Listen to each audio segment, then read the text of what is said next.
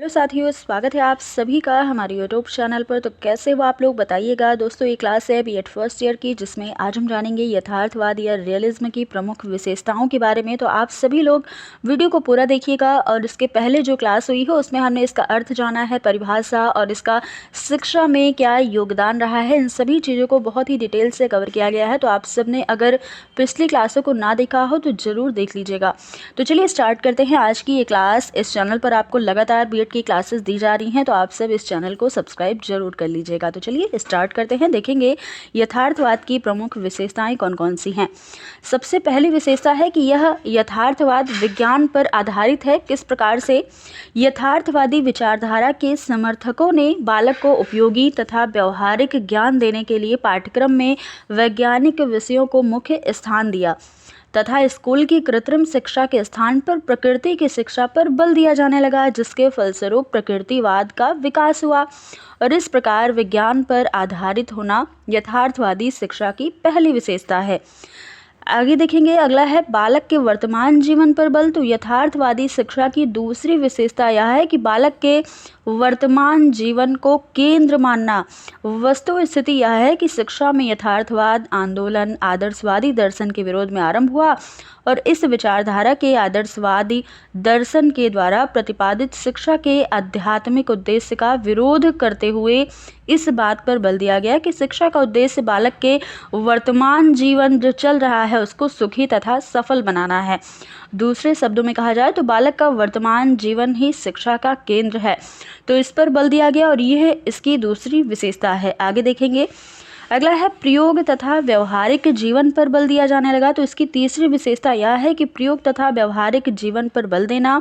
यथार्थवादी शिक्षा बालक में क्रियाशीलता तथा व्यवहारिकता उत्पन्न करने पर बल देता है कि बच्चे प्रयोग करके सीख सकें, जिससे वह अपनी दैनिक आवश्यकताओं को पूरा करके वास्तविक एवं सुखपूर्वक जीवन व्यतीत कर सके। तो इस पर बल दिया गया कि बच्चा अपने आप से करके प्रयोग करके चीज़ों को ज़्यादा अच्छे से सीख पाएगा। तो इस पर ज़्यादा बल दिया गया।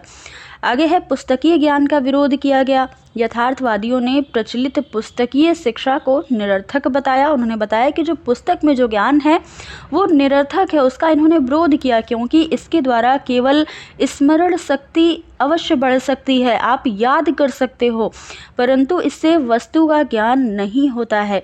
अतः उन्होंने ऐसी शिक्षा पर बल दिया जो बालक की वस्तु और वातावरण दोनों का ज्ञान करा सके। इस प्रकार यथार्थवादी शिक्षा का नारा यह है कि शब्द नहीं वस्तु, तो यह इनका नारा है। साथ ही क्योंकि पुस्तकीय शिक्षा बालक की विवेक तथा निर्णय शक्तियों का विकास नहीं कर सकती, इसलिए यथार्थवादी शिक्षा इस बात पर बल देती है कि शिक्षा ऐसी होनी चाहिए जो बालक की बुद्धि, विवेक तथा निर्णय करने की शक्ति विकसित कर सके। अतः यथार्थवादी शिक्षा की चौथी विशेषता क्या है? पुस्तकीय ज्ञान का विरोध करना। आगे देखेंगे, अगली विशेषता है कि बालक की नियंत्रित स्वतंत्रता। यथार्थवादी शिक्षा बालक के महत्व को स्वीकार करती हुई उसे शिक्षा का प्रमुख पात्र मानती है। और इसका कारण यह है कि बालक की अपनी इच्छाएं, भावनाएं और शक्तियां भी होती हैं, जिसकी अवहेलना नहीं की जा सकती। उसकी इच्छा को दमन नहीं किया जा सकता। बालक की अपनी भी तो इच्छा होती है। तो दूसरे शब्दों में अगर बात की जाए तो यथार्थवादी शिक्षा बालक की स्वतंत्रता को स्वीकार करती है कि बालक जो चाहे वो स्वतंत्र है, जो विषय पसंद करना चाहे, जो विषय पढ़ना चाहे उसमें वो चूज़ कर सकता है। तो इस प्रकार से उसकी भी जो अपनी इच्छाएं हैं उसका दमन ना हो या फिर उसकी अवहेलना ना हो। तो इस प्रकार से बालक की स्वतंत्रता को स्वीकार करती है यथार्थवाद। परंतु ध्यान रहे कि यथार्थवादी शिक्षा बालक को इतनी स्वतंत्रता देने के पक्ष में भी नहीं है कि वह सब कुछ स्वयं ही सीखता रहे। मतलब इतना भी ज़्यादा आप फ्रीडम ना दें बच्चों की वो सब कुछ सारे काम अपने से करे। आखिर उसे अज्ञान से ज्ञान की ओर बढ़ते हुए यथार्थ का ज्ञान प्राप्त करना है। इस प्रकार यथार्थवादी शिक्षा में बालक की नियंत्रित स्वतंत्रता स्वीकार की जाती है, प्रकृतिवादी शिक्षा की भांति अनियंत्रित नहीं। क्योंकि प्रकृतिवादी शिक्षा या फिर प्रकृतिवादी क्या चाहते हैं कि बालक को अनियंत्रित स्वतंत्रता दी जाए। तो इस प्रकार से यथार्थवाद में ऐसा नहीं है। आगे देखेंगे, अगली विशेषता है कि ज्ञानेंद्रियों के प्रशिक्षण पर बल दिया जाने लगा। यह भी एक इसकी विशेषता है। यथार्थवादी शिक्षा की छठी विशेषता ज्ञानेंद्रियों को प्रशिक्षित करना है या ट्रेनिंग देना है। यथार्थवादी विचारक आदर्शवादियों की भांति ज्ञान को बालक के मस्तिष्क से बाहर से बलपूर्वक ठूसना नहीं चाहते कि बच्चे में बस ज्ञान भर दिया जाए। उनका अटल विश्वास है कि ज्ञान को प्रभावशाली बनाने के लिए ज्ञानेंद्रियों का प्रशिक्षण परम आवश्यक है। इसका कारण यह है कि ज्ञानेंद्रियां ज्ञान का द्वार होती हैं। जब तक बालक अपने सेंस से यानी कि ज्ञानेंद्रियों के माध्यम से ज्ञान को प्राप्त नहीं करेगा, तब तक उसे यथार्थ ज्ञान प्राप्त नहीं होगा। आप उसके अंदर ज्ञान को ठूस नहीं सकते जब तक वह नहीं चाहेगा। तो इसलिए बल दिया जाने लगा ज्ञानेंद्रियों के प्रशिक्षण पर। तो ये चीज़ें हैं, आगे देखेंगे। अगली विशेषता है वैयक्तिकता तथा सामाजिकता दोनों को समान महत्व देना।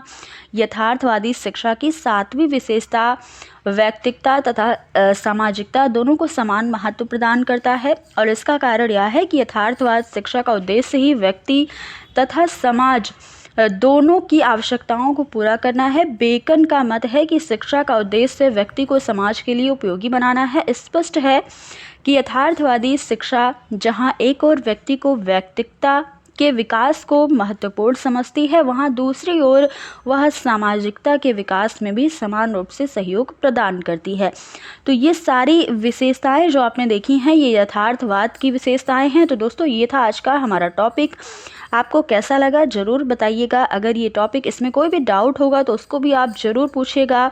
और अगर ये क्लास पसंद आई तो लाइक शेयर कर दीजिए। चैनल पर पहली बार हो तो चैनल को सब्सक्राइब कर दीजिए। फिर मिलेंगे अगली क्लास में कुछ नए टॉपिक के साथ। तब तक के लिए धन्यवाद।